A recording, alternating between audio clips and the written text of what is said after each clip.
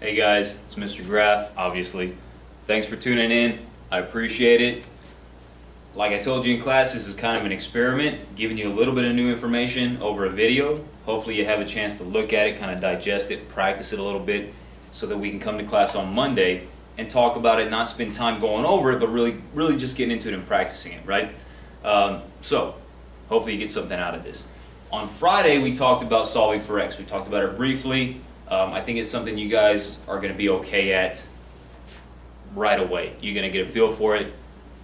Here's an example, right? We got x plus 2 equals 3. You know it's 1. I know you know it's 1. That's not the point here. We start simple so we can grasp concepts, then move on to stuff that's a little more difficult.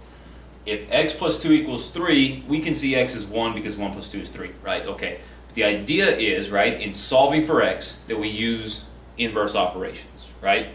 Operations that cancel out other things that are going on, right, that simplify the process. The idea behind this is pretty simple. If you have two expressions, this being an expression, x plus 2, that's an expression, and 3, another expression.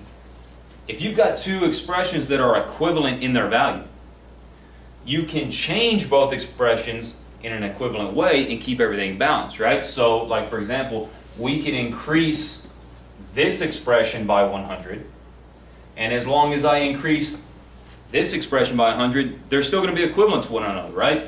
I still have an x, but instead of increasing that x by 2, I'm going to increase it by 2 and 100, or by 102, right? So the expression has changed, it's increased in value, but over here it's increased in value as well, equivalently, 3 plus 100. So we can see they're still equivalent. Up here, x is 1, 1 plus 2 is 3. Obviously here it's still 1, 1 plus 102 is 103, right? So it's this idea of being able to change both sides equivalently, but we want to do it deliberately, right? Not to complicate things, but to simplify things, right? So here's something you would have seen in class. 2x plus 3 equals 18. Can we increase or decrease the right or left side so that we simplify things, right? If we added 100 here and added 100 here, that wouldn't simplify it. But if we decrease this expression's value by 3, if we decrease this expression's value by 3, and do so on the other expression to keep it balanced, we're going to simplify our lives a little bit, right? You still have your two x's, you still have your two groups of x. If we increase by 3 but then decrease by 3, that cancels out, right? That's that inverse operation idea. Minus 3 or subtracting 3 being the inverse of adding 3. Cancels out, so all that's left is this 2x. As long as I do that over here, everything is still equivalent. 18 minus 3 is 15, right? We simplified things down. 2x is equivalent to 15, so we know we don't want 2 x's, we only want 1x. So we need to take these 2 x's, cut them in half so we only have 1x, right? We need to divide this side by 2, right? Divide that expression by 2. We're going to come over here and divide this expression by 2 to keep everything equivalent, right? So 2x is cut in half, 2x is divided by 2 is just 1x, right? And that's equivalent to 15 cut in half, 15 divided by 2 being 7.5. So we solve for the x. Okay, so again, that's a review of what we talked about Friday. Inverse operations to solve for x. What I want to do on the video, and I'm going to go through it relatively quickly, but we're going to keep it simple so it's going to be okay. I'm going to show you two examples of something you might be given where eventually you want to do this process. You want to use inverse operations to solve for x, but you got a little cleanup first because it's not this pretty to begin with, right? Not everything's going to have some x's plus something and then go. Might have a little more to it. So here's an example, right? We got 4x plus 8 plus 8x minus 5. So you got more stuff, basically, right? Your expression is made up of more stuff. But it's still equivalent to a number, and we still want to know what x value works here. What is the x value that makes this statement true? Okay. Before I show you what we're going to do, I need to make something very clear. I need to prove a point to you. We have no multiplication or anything going on here. It's just a string of addition and subtraction, right? So to prove a point, we know this is a true statement, right? 2 plus 3 plus 1 equals 6. With addition and subtraction, you're just combining things. The point being that the order isn't all that important. 2 plus 3 plus 1 is 6, but so is 1 plus 2 plus 3, or 3 plus 1 plus 2, right? So it's this idea of shifting around the elements that you're going to add, the terms that you're going to add, and still gaining that sum that allows us to do what we're going to do up here. If I've got 4x's and 8x's, I know they're not side by side, but we just talked about how order isn't all that important when you have this string of addition. If you've got 4x's and 8x's, they don't need to be separated. We can combine them, right? And that's what this is called. This is called combining like terms. We're going to put the stuff that is alike together to simplify it. So if I've got 4x's and 8x's, you guys are smart enough to know that 4 groups of something and 8 groups of the same thing is going to combine to make 12 groups, right, of that x, right, whatever it is. 4 of those things plus 8 of those things makes 12 of those things. Not a big deal. You guys are fine with this. We can do the same thing with our constants up here as well. If you're going to add 8, if you're going to increase by 8 but then decrease by 5, there's a positive growth, but we can simplify it down. If we're going to add 8 but then subtract 5, we can combine those like terms to an overall plus 3, right? So we're going to simplify this 4-term expression down to 2 terms, 12x plus 3. Still equivalent to 63, right? Because we didn't change any values, we just put stuff together. So again, inverse operation here, once we get to this point,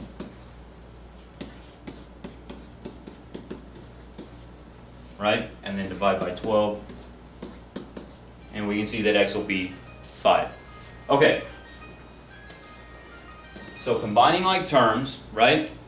Pretty simple, not a big deal. You got to be careful with your positives and negatives. This might throw a handful of people off, so I'm going to put it on the board. Right? If you want to simplify this guy down and you start looking at how many x's do I have overall, I've got 4 x's, but then I want to subtract 8 x's. How do I subtract 8 when I only have 4 to begin with? 4 x's minus 8 x's, we can do it. You know what happens if you only have 4 and you want to subtract 8. You're going to go down to negative 4 x's, right? And you end up with that negative coefficient, but we're fine with that. We can deal with that. So we got negative 4x, right, when we combine our x's. Positive 5, we're going to add that negative 13, which is like decreasing by 13, right? So positive 5, decrease 13. We're going to combine those terms to get to that negative 4x minus 8 simplified expression, right? So combining like terms. Put your x's together, put your constants together. We're going to get way more in depth down the road, but for right now, we're good with that. Combine your x's, right? Combine your constants, simplify your 4 terms down to 2 terms, we're good to go. Okay, so that's one way we're going to clean up. Going on to the next thing. A little more complicated, but not much really. It's going to be fine, you're going to be good to go. In this situation, you'll notice right off the bat, I know you see it, we have something we haven't seen yet, which is this expression in parentheses with this coefficient outside, right?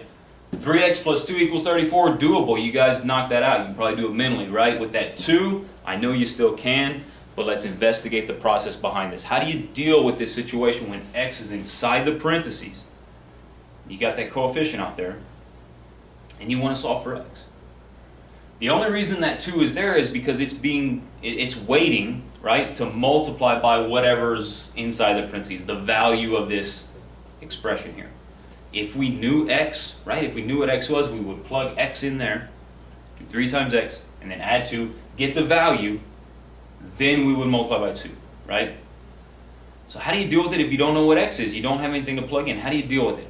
It's not that big a deal. It's very intuitive. Once you write it out, you're going to be fine with it. 3x plus 2, that has a value, right? That has a value. Once you plug in x, you could find it, right? But it has a value, and this 2 is just simply saying, look, you don't have just that expression, you have that expression and another one, right? You got 2 of these expressions, and they need to be combined. right? This, written out the long way, looks exactly like the combining like terms we just did. And it's pretty easy to see that you've got 3x's and another 3x's, right? You got two groups of the 3x's. And then you got two groups of the positive 2, right? Positive 2 and positive 2, which combine to make positive 4, right? I'm not going to ask you to write this out, although if you did, it'd be perfect. You could see exactly what you were doing. This is called the distributive property, right? The distributive property, you're going to distribute, right? Distribute being like to hand out, right? Like if I distribute papers, I hand a paper to each kid in the class, right? Very much the same thing. If I have two of these expressions, then I have two of each term in the expression. I'm going to say that one more time. If I have two of these expressions, I also know I have two of each term in the expression. So I have two groups of 3x and two groups of 2. So I'm going to distribute that 2 to each term. So 2 times 3x, my 6x's. 2 times positive 2 is positive 4. I'm going to tell you right off the bat, the most common error is people forget to take that 2 and carry it over here to the second term. They do 2 times 3x is 6x, and then they throw that positive 2 in there. We know that doesn't work. You also have 2 of that guy. Distribute it all the way through. Okay? So one other quick example right here. Let's say you have something like negative 3 times 4x minus 5. Right? A little bit trickier with the negatives, but we're going to use this idea of distribution to simplify this down. I can take that negative 3, and instead of multiplying it times the value of this guy, I can just multiply it times each term in the expression and simplify it down, right? So negative 3 times 4x. 3 times 4x, we know is 12x, right? 3 groups of 4x's, 12x's. Now we got to remember our rules here. Negative times a positive, we know negative, right? Not a big deal.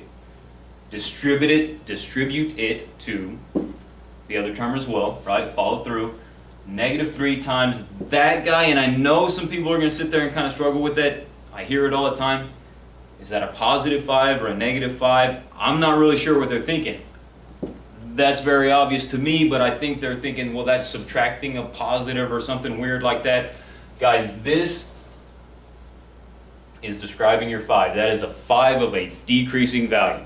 You are not increasing 5, you're decreasing 5. For this purpose right here, you're going to say negative 3 times negative 5.